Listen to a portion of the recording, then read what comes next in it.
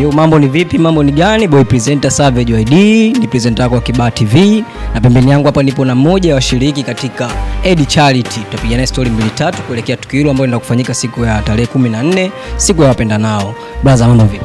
Fresh. Uko poa kabisa? Niko bomba. Tukizungumzia kwa in general tukio hili la Eid Charity, kwa upande wako, mapokezi yako, na unalizungumzia vipi kwa ujumla? Tukio la Eid Charity kimsingi ni tukio zuri sana na tunaifanya ikiwa mara ya pili. Ni tukio ambalo kimsingi linagusa jamii. Tuna jamii kubwa, watu ambao ni wahitaji.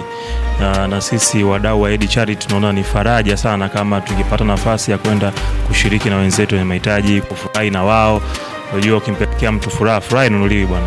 Kwa ukimpelekea mtu furaha ni jambo kubwa sana maishani. Kwa hiyo jambo la Eid Charity tunalipenda, tulianza nalo vizuri na kila mwaka watu tunalisubiri kulipokea kwa hamu.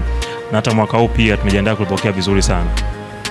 Umuhimu wa charity hizi kuendelea kufanywa kwenye jamii, kwa maana ya kurudisha kwenye jamii, umuhimu wake mkubwa upo kiasi gani na uhitaji wake upo kwa kiasi gani? Asante. Nikianza na umuhimu kwa pande mbili.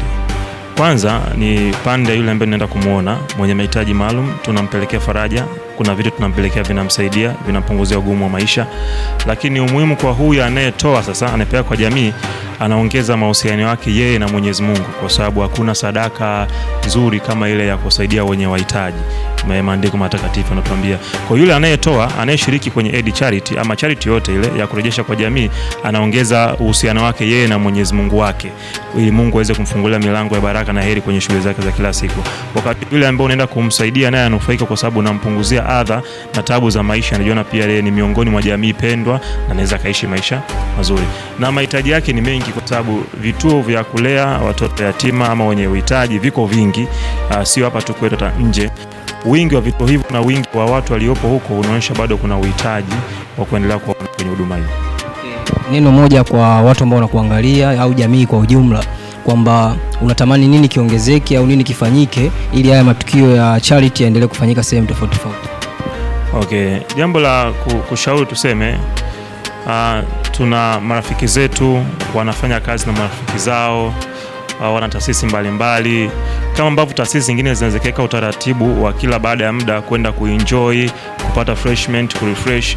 Ikiwapendeza pia basi katika ratiba yao ya mwaka mzima watangi hata muda usema sasa si mwezi kadhaa taasisi yetu ama kundi letu ama familia yetu tutaendelea kuona uhitaji walau hata mara moja. Itajenga thawabu kwao, itakuwa ni sadaka kubwa kwa Mwenyezi Mungu na Mwenyezi Mungu atawabariki sana.